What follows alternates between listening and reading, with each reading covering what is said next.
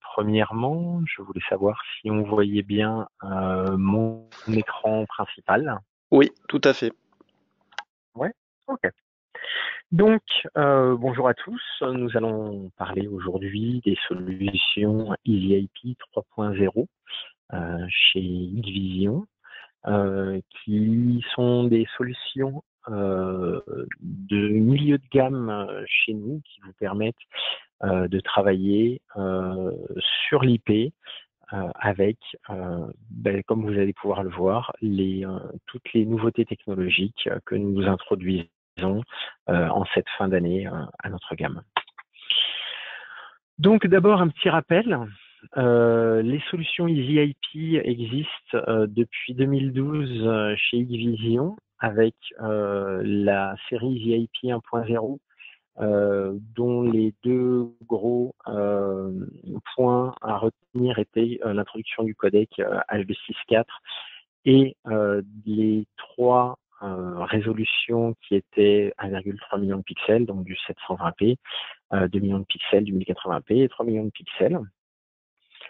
Puis ensuite a suivi en 2014 le EasyIP 2.0 avec l'introduction de notre codec propriétaire, le H264+. Les résolutions qui évoluaient vers du 2 millions et du 4 millions de pixels et l'introduction du WDR 120 dB. Aujourd'hui, en 2017, nous allons voir ensemble sur la gamme EasyIP 3.0 quelles sont les nouveautés. Donc le EasyIP 3.0, c'est avant tout du H265+, de la 4K, du Darkfighter, les moteurs d'analyse embarqués et le Super PoE. Donc tout d'abord, le H265+, ça vous permet l'optimisation de la bande passante et du stockage. Donc pourquoi H265+? Parce que au codec H265, on vient superposer une couche smart codec qui est développée exclusivement par Xvision, qui est en fait un algorithme intelligent qui va vous permettre de diminuer le débit d'une vidéo qui est basée sur le codec H265 standard. Alors, cet algorithme intelligent est composé de trois briques. L'encodage prédictif, qui va vous faire en fait une extraction des cibles mobiles par rapport au fond stable. C'est-à-dire qu'on va vraiment venir traiter ce qui bouge dans l'image et se contenter de faire l'encodage sur ces points-là, avec bien sûr l'application d'un codec différent pour la cible en mouvement et l'arrière-plan stable, puisque l'arrière-plan, s'il est stable, on peut fortement le compresser par rapport à la cible en mouvement. Et ce codec prédictif est aussi accompagné d'une brique de suppression du bruit qui va faire le nettoyage du bruit dans l'image, puisque le bruit dans l'image a un poids qui est vraiment conséquent au final dans les images. Et le contrôle du débit qui va être une compensation et une balance du débit suivant le besoin moyen. C'est-à-dire qu'on va venir travailler suivant qu'on est de jour, de nuit, suivant qu'on a beaucoup de mouvements ou pas beaucoup de mouvements, on va venir travailler pour un contrôle du débit supplémentaire au H265 classique. Ce qui va nous amener en optimisation de la bande passante et du stockage, à une occupation journalière en giga qui était sur des situations jour plus nuit qui étaient de l'ordre de presque 23 gigas d'occupation par jour en H264. On va en H265, on va venir passer à une occupation journalière qui est de l'ordre de moins de 12 gigas et en H265+, on va être sur une occupation journalière de l'ordre de 4 gigas. Donc on a vraiment une très forte possibilité d'optimisation de la bande passante et du stockage. Sachant qu'on parle bien sûr d'une surveillance de site classique avec peu de mouvements en journée comme en nuit et que ces valeurs vous sont données à titre d'exemple puisque suivant les situations, bien sûr, plus vous aurez de mouvement, plus le H265 plus va être limité dans ses performances. Bien sûr, quand on est sur de la surveillance de site, moins il y a de mouvement, plus le H265 plus va prouver son efficacité. Le 4K, l'introduction donc de la prise de vue 4K, donc 8 millions de pixels, pour vous apporter plus de détails dans l'image. Donc le principe, c'est d'avoir une caméra qui va filmer en grand angle et qui va vous permettre ensuite, à la relecture, de venir récupérer des images en zoomant sur l'image pour pouvoir récupérer du détail grâce à ces fameux 8 millions de pixels que constitue le 4K. Bien sûr, le gros avantage, c'est qu'on va pouvoir avoir moins de caméras tout en conservant le niveau de détail acceptable. Et grâce à notre système EasyIP 3.0, on va partir d'une caméra 4K vers un NVR 4K qui va lui pouvoir afficher également en 4K. Parce que le principe, c'est quand même de pouvoir vous afficher sur un écran ce que la caméra voit réellement. Le principe étant bien sûr d'être certain d'apporter à votre client une qualité d'affichage totale qui lui montre bien qu'il a fait le bon choix en choisissant des produits Hikvision 4K. Bien sûr, en plus, sur nos nouveaux NVR, la possibilité d'avoir des sorties dissociées 4K et la sortie VGA 1080p, ce qui vous permet de pouvoir mixer des affichages, pouvoir utiliser par exemple un des affichages en entrée de magasin pendant que l'autre est au poste de sécurité. Le Darkfighter, c'est une technologie qui existait déjà cette année dans notre haut de gamme, notre gamme professionnelle, qui est en fait la gamme Pro chez nous et la gamme Système en fait.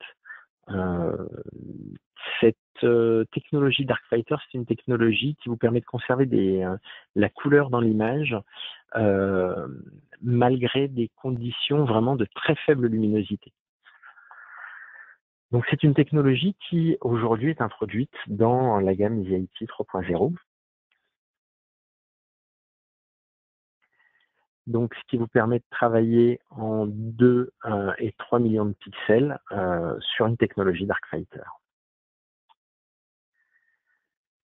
Donc le principe, c'est d'avoir avant tout des couleurs plus vives et donc un piqué de l'image qui est bien meilleur.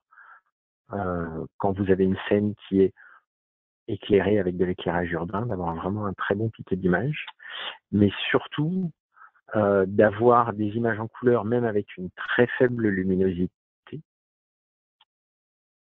et d'avoir avec une luminosité résiduelle en extérieur.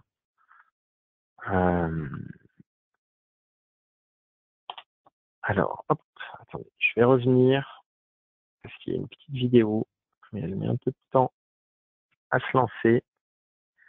Et je sais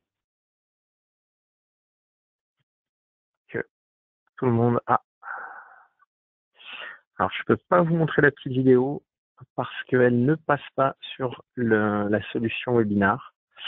Mais voilà, l'image est parlante d'elle-même. À gauche, une image réalisée avec un iPhone 7. À droite, une image réalisée avec une caméra Darkfighter EasyIP 3.0. C'est une caméra de 2 millions de pixels. Et on voit bien que avec la simple luminosité résiduelle, c'est-à-dire la lumière de la ville, en fait, on voit bien qu'on a une image parfaitement exploitable et en couleur. Donc, les moteurs d'analyse VCA, le principe, c'est d'inclure les moteurs d'analyse qu'on connaissait déjà sur donc notre série Pro, la série 4, pour ceux qui la connaissent. Ces moteurs d'analyse sont aujourd'hui, une partie de ces moteurs sont inclus directement dans la gamme EasyIP 3.0. Parce que apporter une image, c'est important, mais apporter des informations supplémentaires. Jusqu'à maintenant, seul le franchissement de ligne et l'intrusion étaient inclus dans la gamme EasyIP. Aujourd'hui, en EasyIP 3.0, on inclut la détection de visage, l'abandon d'objets et l'escamotage.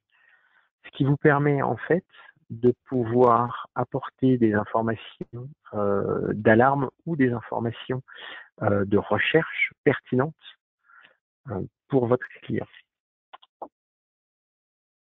Donc la recherche intelligente, en plus, est intégrée au NVR, puisque le NVR sait faire de la détection d'événements et des détections VCA, avec à la relecture, par exemple, on va pouvoir dissocier des franchissements en ligne, des intrusions de zone, des détections de visage qui vont tout de suite remonter comme étant des événements smart dans votre timeline de votre NVR. Encore une fois, avant tout, faciliter la recherche pour l'utilisateur, parce que aujourd'hui, on sait que le défaut que peuvent avoir les systèmes de vidéosurveillance, c'est d'être quelquefois un petit peu difficile à appréhender pour l'utilisateur final, puisque au bout, c'est lui qui utilise le produit. Donc, quelquefois, vous avez des utilisateurs finaux qui vont revenir vers vous pour faire des manipulations classiques de l'utilisation d'une installation, qui sont une relecture, une extraction. Nous, on a cherché à éviter que l'utilisateur final se retrouve perdu en faisant des menus clairs, des menus avec des codes couleurs, ce qui permet tout de suite à l'utilisateur final de pouvoir venir cibler sa séquence, cibler le moment de l'alarme et pouvoir bien sûr utiliser au mieux son installation. Le super PoE. Jusqu'à maintenant, le PoE, on est limité entre la caméra et l'enregistreur à une distance de 100 mètres. Maintenant, le super PoE sur du câble de catégorie 6 fonctionne jusqu'à 300 mètres. En fait, c'est une évolution de nos enregistreurs et du système PoE qui permet de faire fonctionner du PoE sur des très longues distances. Ce qui permet, encore une fois, avant tout, de simplifier le travail de l'installateur, de ne pas avoir pour des installations de petite, moyenne envergure, de ne pas avoir à venir intercaler des switches si on a une caméra qui est à une distance un petit peu importante. Là, on va pouvoir fonctionner jusqu'à 300 mètres en PoE.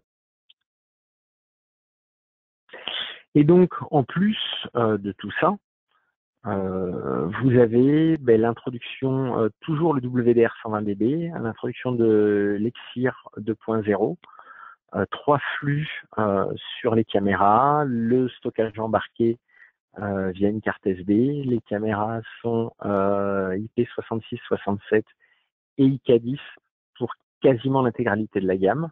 Une facilité d'installation, comme vous allez pouvoir le voir ensuite. L'ANR, l'allocation automatique des IP qui permet une installation aisée, et le cloud, la fonction cloud HIK Connect qui est gratuite, bien sûr.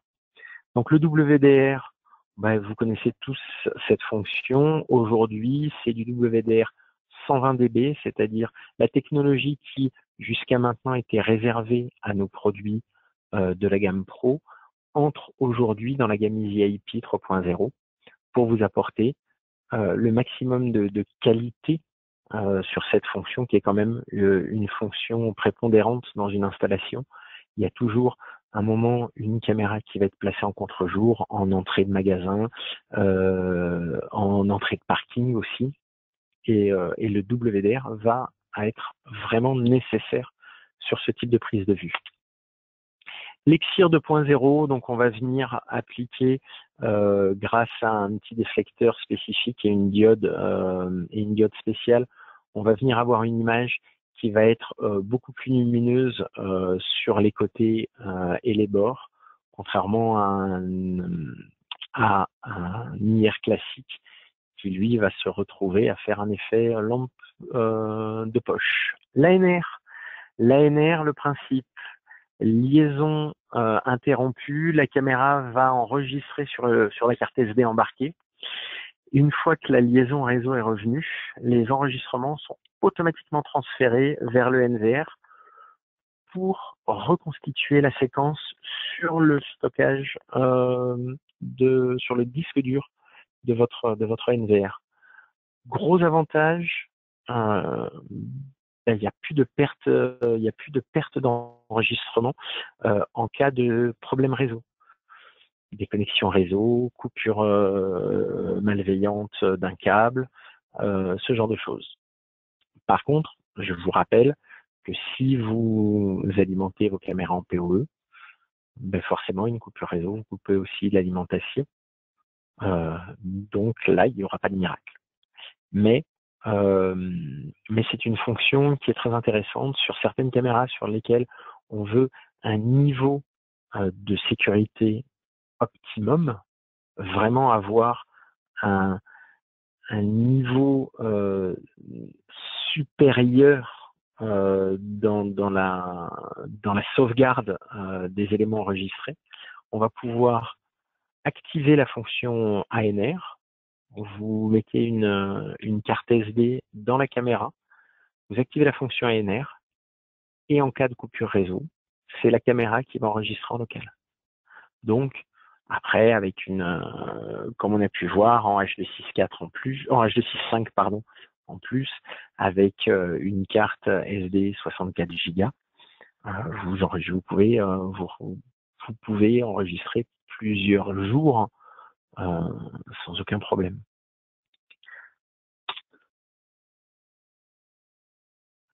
Donc, on va balayer la gamme de produits ensemble. Pour le design des produits, vous allez voir, change un peu, les designs évoluent. Pour ce qui est des capteurs, 4 capteurs dans tous les designs de produits. Un capteur 2 millions, donc qui vous permet de faire du 1080p à 30 ou 60 images secondes, enfin 25 ou 50 exactement, puisque nous sommes sur un système PAL. 3 millions, on est à 25 images secondes également, donc du temps réel. En 5 millions, on descend à 20 images secondes, et en 4K également. On n'est pas tout à fait en temps réel, mais ça vous permet de faire du demi-temps réel, ce qui vous permet d'être totalement conforme avec les législations françaises. Donc, 4 designs sur les produits à focale fixe, un design mini-bulette, un design dôme extérieur, intérieur IK10, un design tourelle ou A-ball.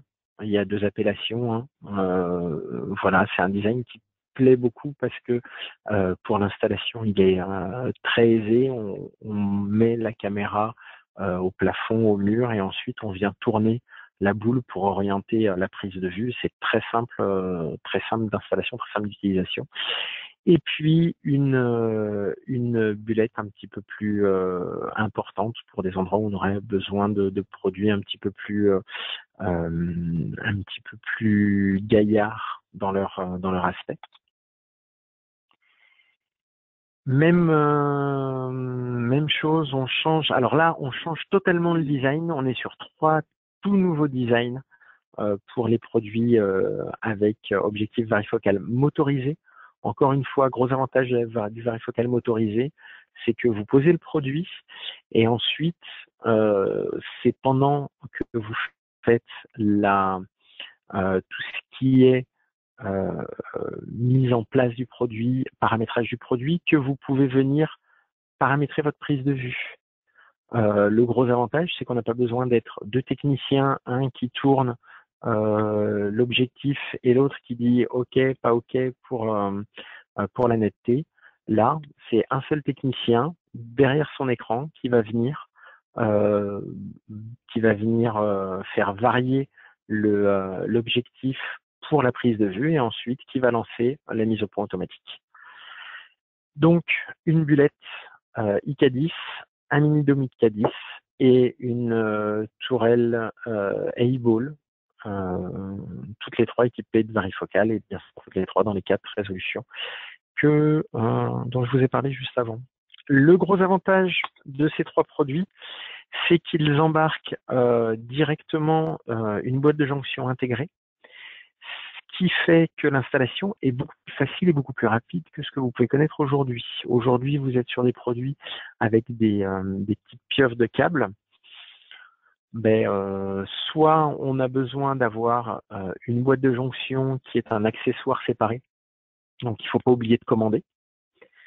Soit on est sur des pièces de câble, quand on veut faire passer ça dans le mur, il faut faire souvent un beaucoup plus gros trou que le diamètre du câble parce qu'il y a toute cette pieuvre, parce qu'il y a des connecteurs qui sont un peu plus gros qu'un diamètre de câble classique. Donc quelquefois ça peut poser des problèmes, en tout cas ça peut forcément ralentir l'installation. Donc aujourd'hui, boîte de jonction intégrée directement dans le design de la caméra, donc c'est pas un gros truc qu'on rajoute, comme vous pouvez le voir sur les dômes. C'est quelque chose qui s'intègre totalement dans le design de la caméra. Et gros plus, on n'est plus sur la pieuvre, on est sur une interface compacte qui reprend les borniers d'alarme, entrée-sortie, les borniers audio, le jack RJ45 et le bornier d'alimentation. Voilà, et ce qui permet de faire une installation propre, simple, très rapide. Aujourd'hui, on le sait, ce qui permet de gagner un peu plus d'argent, c'est de gagner du temps. Et on a cherché dans cette gamme EasyIP 3.0 à vous faire gagner du temps lors de l'installation. Et c'est vraiment quelque chose qu'on lance, c'est vraiment une nouveauté qui, pour le moment, n'est présente que sur notre gamme EasyIP 3.0. C'est vraiment quelque chose, c'est pas quelque chose qui vient de notre gamme pro et qu'on aurait adapté pour l'EasyIP 3.0. C'est quelque chose qui est fait pour les installateurs qui sont consommateurs de la gamme EasyIP 3.0 parce que pour nous, c'est ces installateurs qui ont besoin de retrouver de l'efficacité dans l'installation et de la rapidité d'exécution. Enfin, les 3 derniers designs dans la gamme, la petite caméra cube, le mini-dôme format réduit et une caméra fisheye 3 ou 5 millions de pixels. Il existe aussi un PTZ, donc un speed dome dans cette gamme. Le gros avantage de Speed Dome, son premier gros avantage, c'est qu'il est petit. Il fait aux alentours de 17 cm de haut pour un diamètre qui est quasi équivalent. Donc on a quelque chose de vraiment très petit, très compact, qui va pouvoir se mettre en saillie sur un plafond sans nécessairement être visible, attirer l'œil et être dérangeant en termes de hauteur. Et il est équipé soit d'un capteur Darkfighter, donc on est sur du 2 millions de pixels avec un zoom optique 4 fois, soit d'un capteur classique, et là on est soit sur du 2, soit du 3 millions de pixels avec un zoom optique 20 fois. Le principe également, c'est que vous avez le nouveau design de bulle